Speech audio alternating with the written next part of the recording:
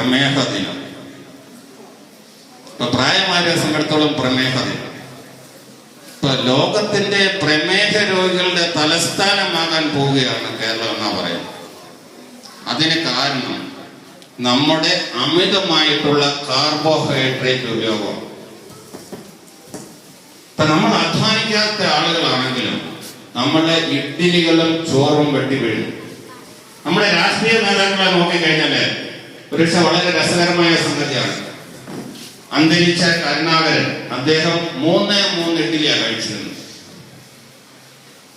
പത്രത്തിലൊക്കെ പണ്ട് പടം വന്ന അതിലൊരു ഇഡ്ഡലി രമേശ് ചെന്നിത്തല കൊണ്ടുപോയി. അപ്പൊ പലപ്പോഴും 2 ഇഡ്ഡലിയാണ് കഴിച്ചിരുന്നത്. അച്യുതാനന്ദൻ രാവിലെ 2 ഇഡ്ഡലിയെ കഴിക്കത്തുള്ളൂ. നമ്മളൊക്കെ എത്ര ഇഡ്ഡലി കഴിക്കുന്നവരാണ്? ചില വീടുകളിൽ ഞാൻ ചോദിക്കുമ്പോൾ 8, 9, 10 അതുപോലെയൊക്കെയാണ് ഗ്രഹനാഥന്മാർ ഇഡ്ഡലികൾ കഴിക്കുന്നത്. കരുണാകരനെ വിമാനത്തിലേക്കൊക്കെ ചാടി കയറുന്നുണ്ട്. അച്യുതാനന്ദൻ നടക്കുന്ന കണ്ടിട്ടുണ്ട്.